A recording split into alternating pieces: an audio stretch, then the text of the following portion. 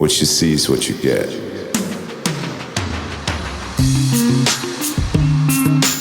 Hello, my name is Pastor Chris Miller, and I am your host on the PC Speaking Podcast, where we are equipping Christians for life.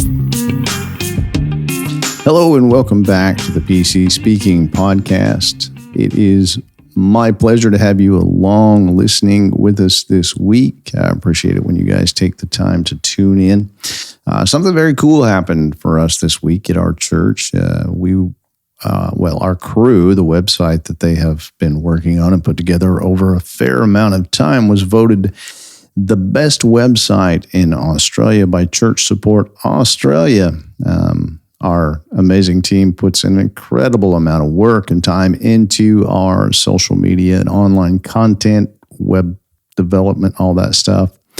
You can follow us, like, share. It certainly helps when you do. You can follow myself, Christopher B. Miller, on Facebook, Instagram, and TikTok at PC Speaking. You can also follow Hinterland Baptist Church on Facebook and Instagram. We certainly appreciate it when you do, because when you like, share, do those things, it feeds the algorithm and puts this content in front of more people, plus the content that our team puts together and puts out daily. And yeah, your engagement helps us reach more people. So we certainly appreciate it when you do that. We are in a new series today, the Whole Armour of God. This is an exciting one. Looking forward to it. Certainly one that maybe you have heard before. Hope to give you some useful insight on the armor of God. But even when looking at a small portion of Scripture, a few verses out of the Bible, it's always better to look at those verses in the context of course, the book that they're in, and also the larger context of the Bible itself. And the reason we do that is because it just helps give us a better picture and understanding of what we're looking at, what we're reading, better understanding of the passage, the intent behind it, what the writer had in mind when they were writing it. And the theme of the book of Ephesians is finding unity and fulfilling our purpose as part of our church. And Paul encourages the Ephesians, and in turn us as well, to achieve and maintain unity by living out our faith in practical ways in our day-to-day lives, in our community, doing things like showing love, showing forgiveness towards each other, towards other people, speaking the truth in love, using our time, talents, and abilities to build up and strengthen each other, and in turn, our church, our families, and our community. And throughout the book of Ephesians, Paul emphasizes that a church is more than just a human institution. It's more than just a community of people. You know, there are a lot of great social clubs in the world. There are charities that are doing tremendous work in the world, and I certainly, commend them. It's amazing what some charities are doing out there.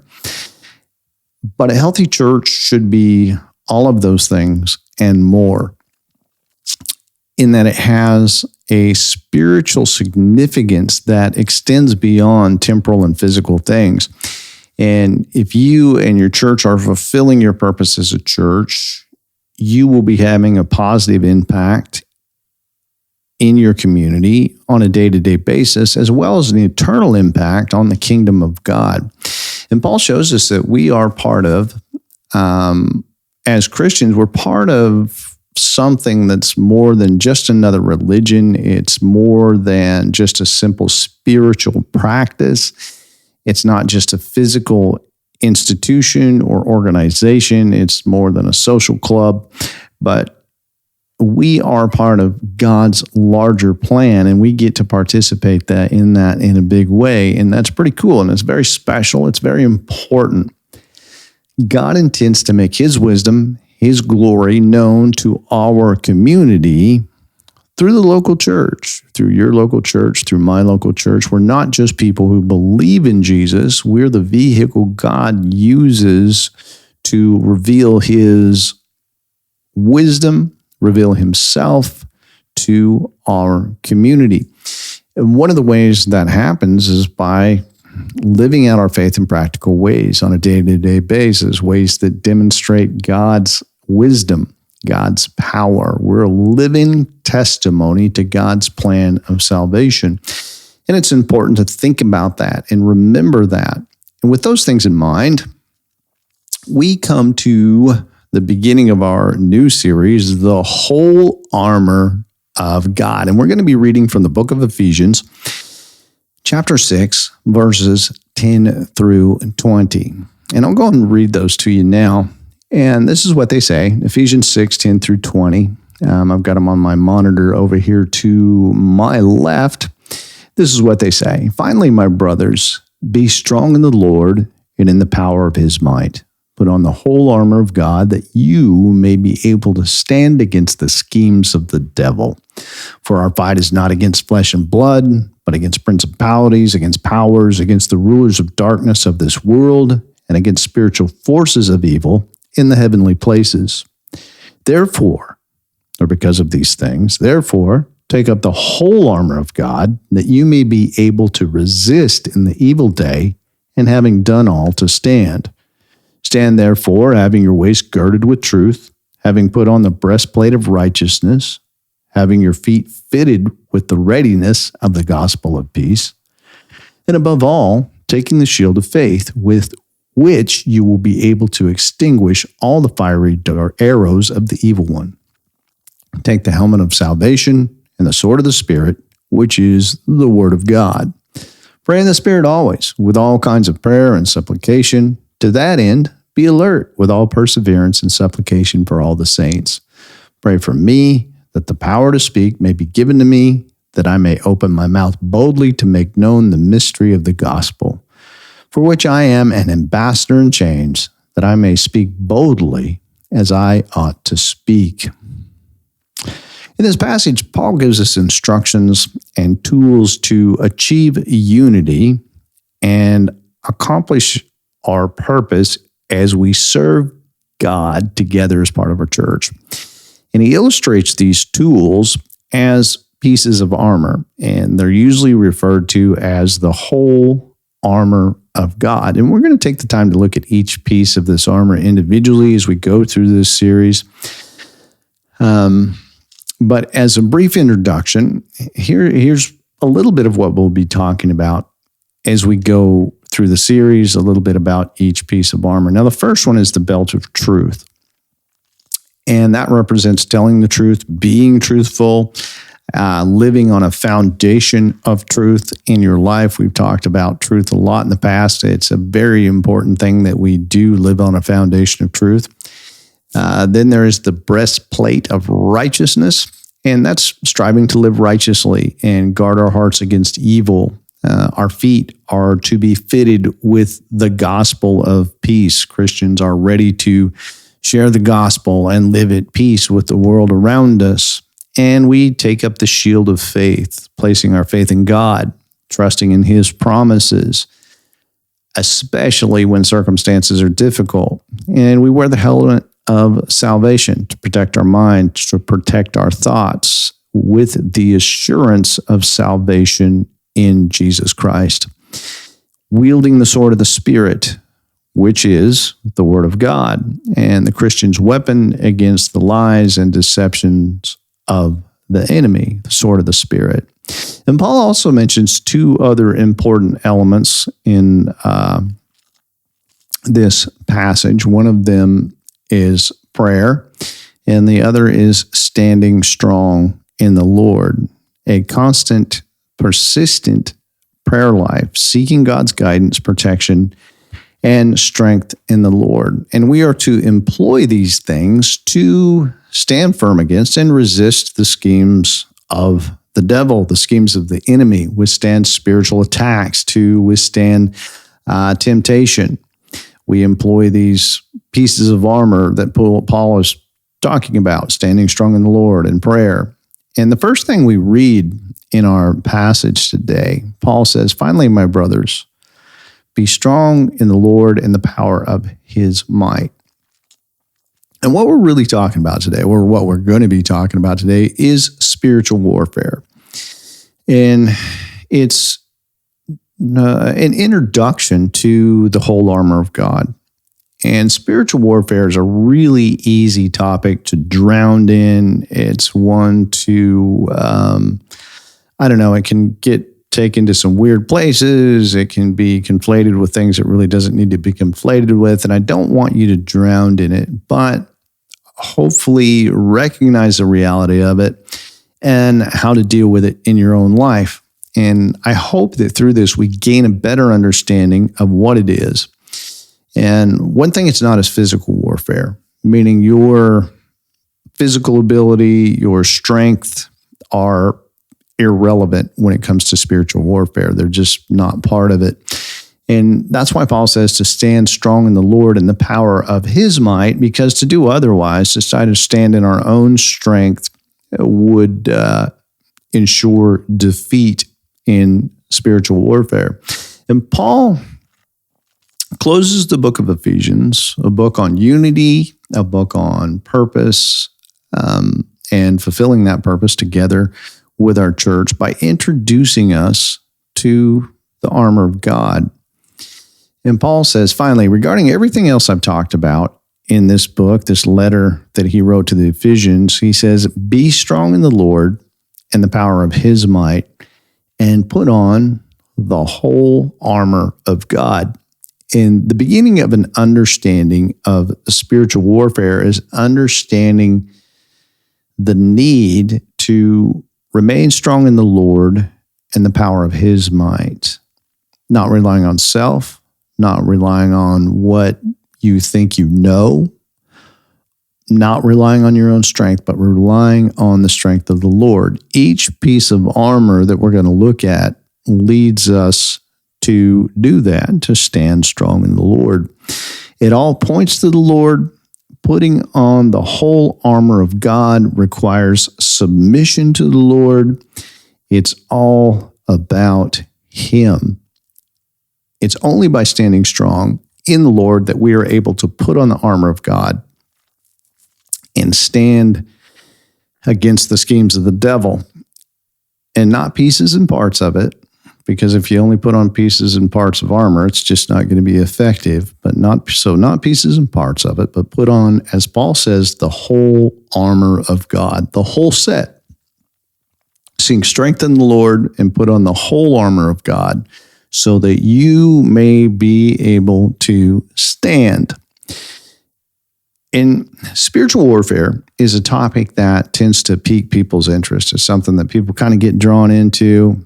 And I said it's a topic that is easy to drown in. We don't want to do that. It's easy to be confused, misled, misunderstood, or even conflate it with the wrong thing. So my plan is to do my best to hopefully clear up any misconceptions people might have about it and put us on the right track so that we might take away from this a better understanding of spiritual warfare, what it is. And it's also my hope that we're able to build on this as we go through these different pieces of armor over the coming several weeks. So today's the foundation we'll be building on as we go through this. Now, to better understand spiritual warfare, we need to understand several things about it, some specifics about it. Why does the battle take place? What is the battle about? What are we fighting for? What are we fighting against? All of these things matter. Where does the battle actually take place? That's an important one. And how do we fight it? And those are all important things to understand as we talk about spiritual warfare. So let's look at what we're fighting against, first of all. And it's really a twofold thing, what we're fighting against. One is the actual enemy, you could say we're fighting against, but more so, we are fighting against what the enemy is trying to accomplish. That's more our enemy than the enemy itself. And I'm going to be explaining that more as we go forward. But verse 12 says, for instance, for our fight is not against flesh and blood, but against principalities, against powers, against the rulers of the darkness of this world, and against spiritual forces of evil in the heavenly places. And this tells us something about the who, and it also tells us something about the how and where of spiritual warfare. Regarding spiritual warfare, I think sometimes we as Christians, we tend to slip coming out of the starting blocks or stumble before we even get out of the starting blocks when we don't really understand who the enemy is or what we're fighting against. Who is the enemy we're fighting against? Before Paul answers that question, the first thing he does is he tells us who we're not fighting against, which I think is interesting that he does that. Paul says our fight is not against flesh and blood. What does that mean? It means the battle of spiritual warfare is not against people, because people are flesh and blood, which is probably the way we often see it. It is against other people. In spiritual warfare, if you can physically see the enemy, you're fighting against the wrong enemy. There may be ways spiritual warfare is manifested in people, but the battle is not against people. And I know at times that is hard to swallow. It's difficult to do that. But if you can see your enemy, you are fighting the wrong enemy. So first up, the battle we fight in spiritual warfare is not against people. And if you view it that way, you are very likely falling into the hands of the enemy. Some people may see Christians as their enemy. People may act like an enemy. They may even be a tool of the enemy. But the reality is that flesh and blood people are not what we're fighting against. They are not the enemy. And because we live in a body of flesh and blood, it's not easy to get our heads around the idea that people are not the enemy. That can be a real struggle for us. And I think that's why Paul says it up front. He wants us to know that. He's like, don't confuse this.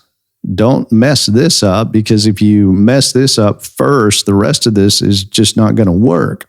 And I have to keep telling myself that this person isn't the real enemy when I'm having a negative interaction with someone, especially over things of faith, things of God. And, I might get angry about something. I have to keep telling myself, okay, this person isn't your enemy. They're not the real enemy here. And if I see them as my enemy, I will attack them. I'll fight against them. And that's wrong. That's not what I do when it comes to spiritual warfare. That's just not how it works. And Paul writes in another verse, the same is true for the weapons of spiritual warfare. He says they're not carnal. That means they're not physical either.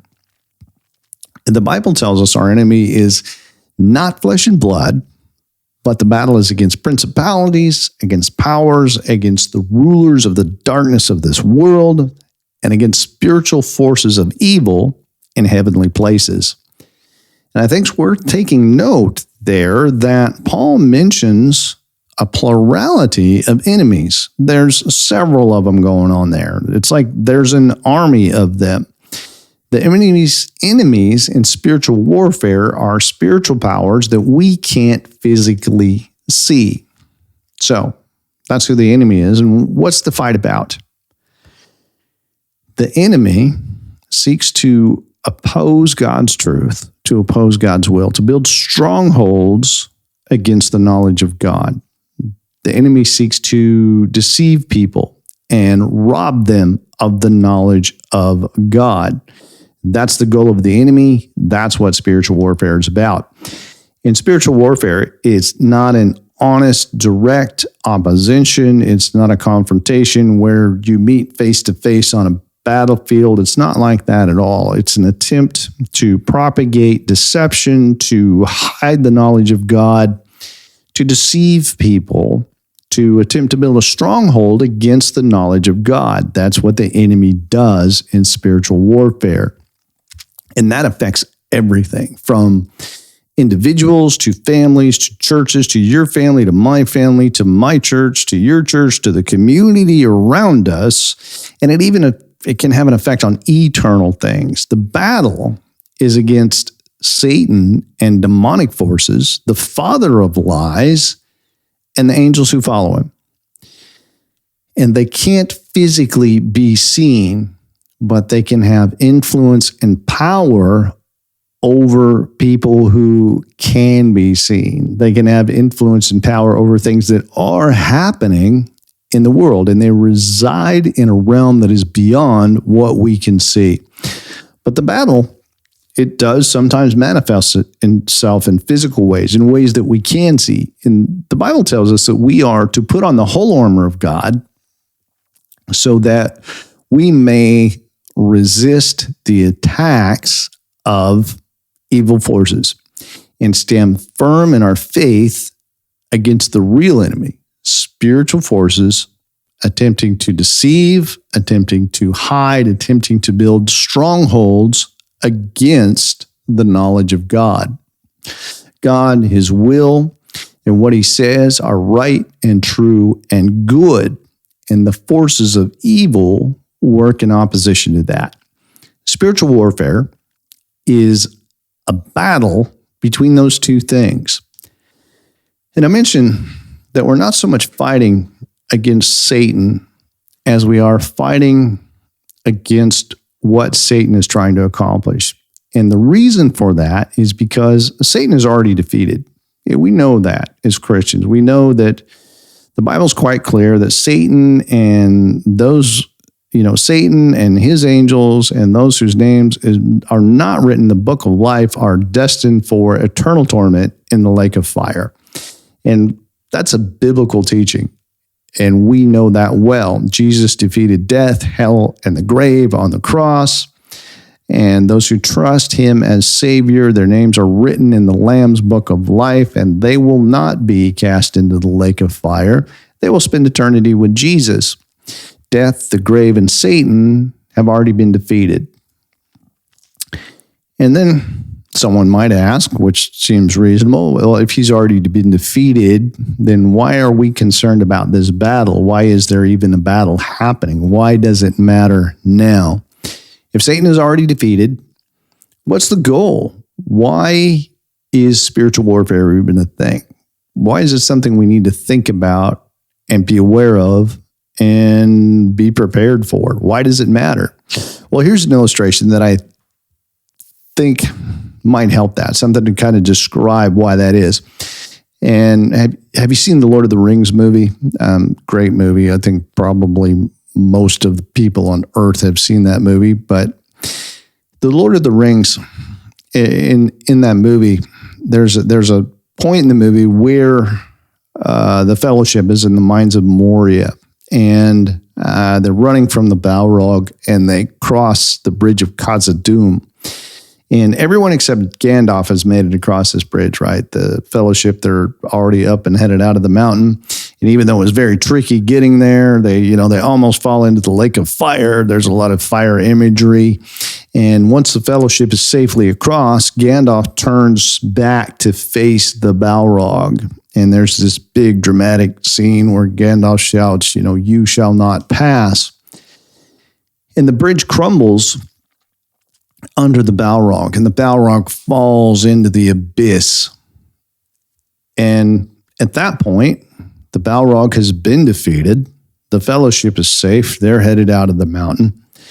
But in a last-ditch effort, the Balrog swings his whip and he catches Gandalf by the leg, and he drags Gandalf into the abyss with him. And in spiritual warfare, the enemy is defeated.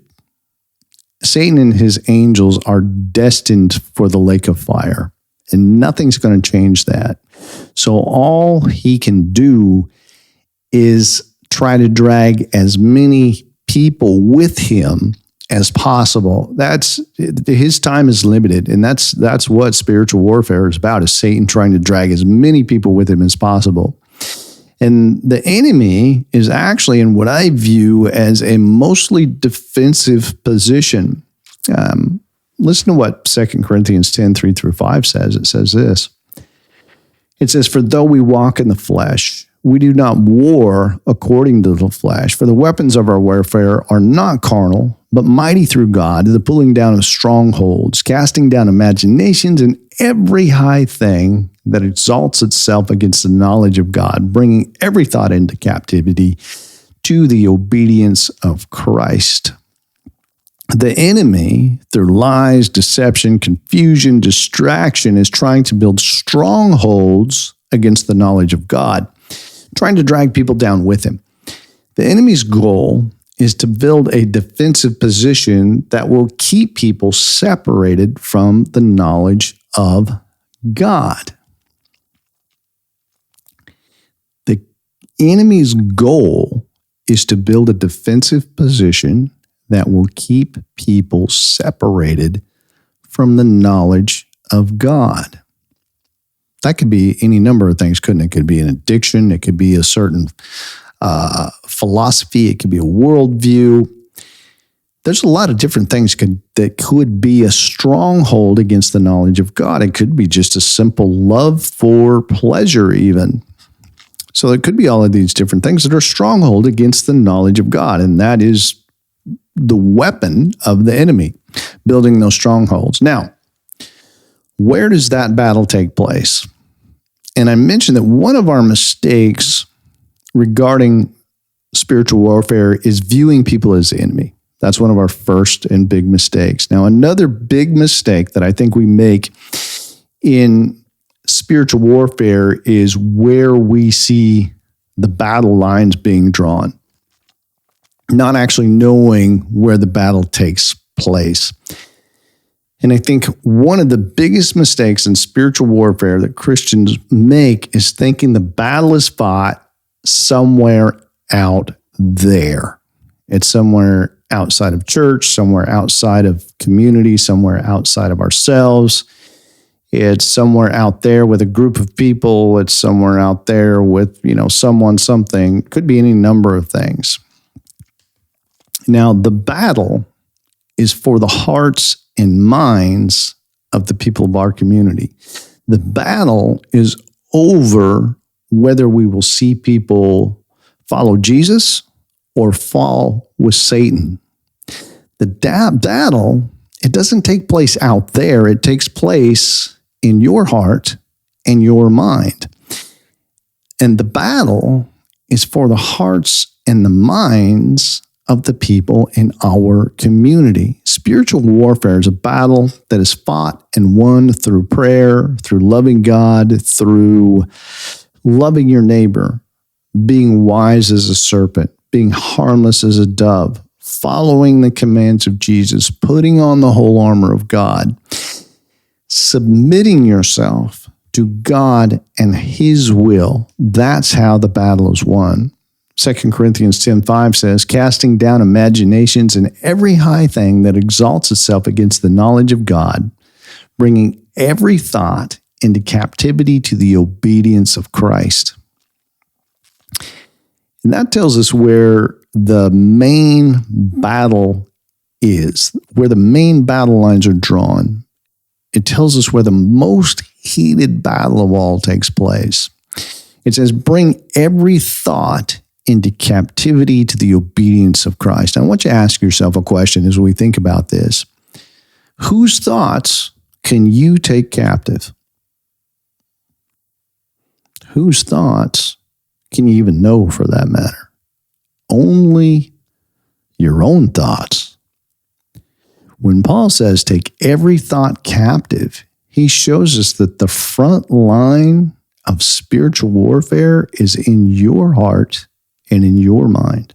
It's in my heart and in my mind. It's not out there. It begins in your heart and mind. That's where it starts. That is where you and I must first tear down strongholds and imaginations that exalt themselves against the knowledge of God. That's where we must take our thoughts captivity in obedience to Christ. The battle you fight is in your heart first, then it is in the hearts and minds of people. It's about living in complete obedience to Christ. That's how we fight spiritual warfare. It's about praying in submission to God's will, like Jesus did in the garden. Not my will, but your will be done.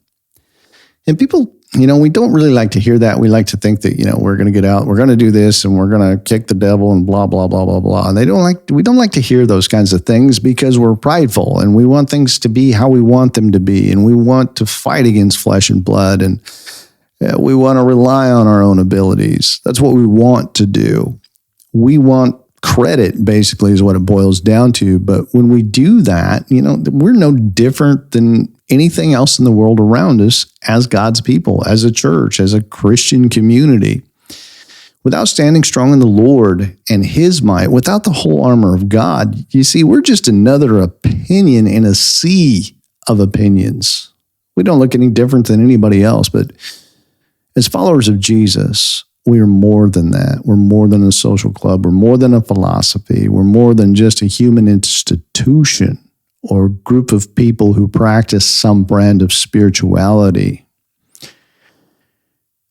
You have to sort out your heart first.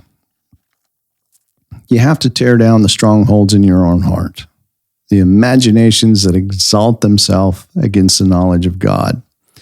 You have to work on prayer and submission and putting on the whole armor of God, living in obedience to Jesus and His commands. See, the battle is won through surrender, surrendering ourselves to the Lord, surrendering ourselves to the commands of Jesus, taking our thoughts captive in obedience to Christ. That's how we fight the battle.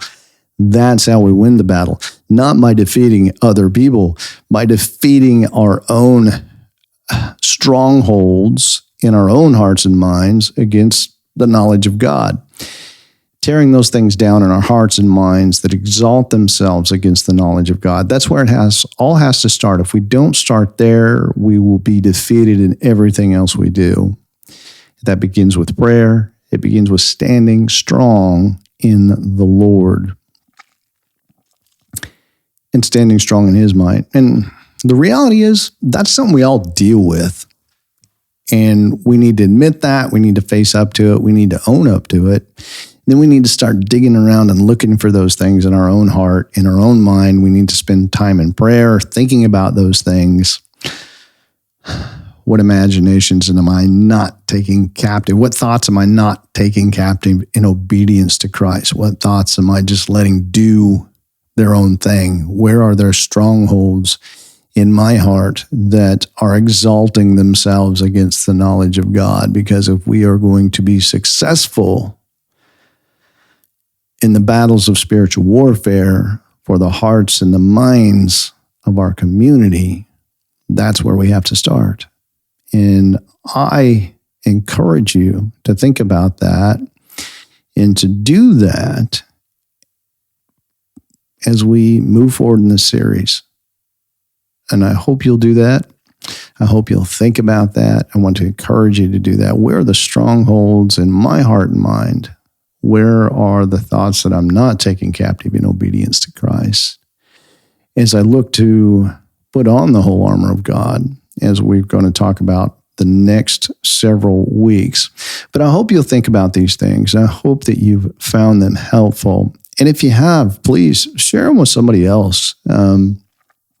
Really, it's just our goal to help Christians live life as Christians. Join us on YouTube, on social media, like, share. The more you do those kinds of things, engage with content, the more the content's going to be put in front of more people. So we're grateful for each of you and thankful for each of you. And I look forward to talking to you again next week. Thank you for taking the time to listen today. Let me know what you think in the comments. Please consider subscribing and sharing this with someone who might find it helpful.